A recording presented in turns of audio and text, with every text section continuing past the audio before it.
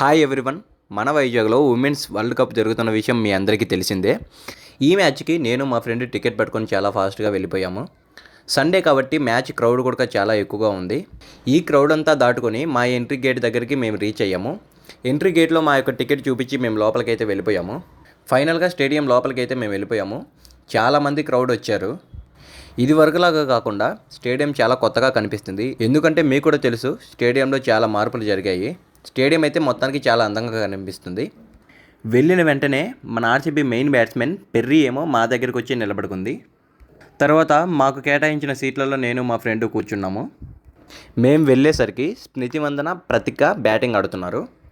చాలా ఫాస్ట్గా స్మృతి మందన అయితే తన హాఫ్ సెంచరీని పూర్తి చేసుకుంది. మరికొద్దిసేపట్లో ప్రతిక కూడా తన హాఫ్ సెంచరీ పూర్తి చేసుకుంది. మ్యాచ్ స్టార్టింగ్లో మాత్రం చాలా ఇంట్రెస్టింగ్గా కనిపిస్తుంది. స్మృతి మందన అయితే 80 స్కోర్ను కొట్టేసి వికెట్ అయిపోయింది. నెక్స్ట్ బ్యాట్స్మెన్ హ్యార్లిన్ వచ్చారనమాట. వీళ్ళిద్దరి కాంబినేషన్ ఎలా ఉంటుందో చూద్దాం అనే లోపలే ప్రతిక కూడా 75 కొట్టేసి అవుట్ అయిపోయారు. ఇంకేముంది, నెక్స్ట్ వచ్చే బ్యాట్స్మెన్ మన కెప్టెన్, అదే బ్రో హర్మన్ ప్రీత్ కౌర్. తన నుంచి ఒక మంచి పర్ఫార్మెన్స్ మేమైతే ఎక్స్పెక్ట్ చేసాము.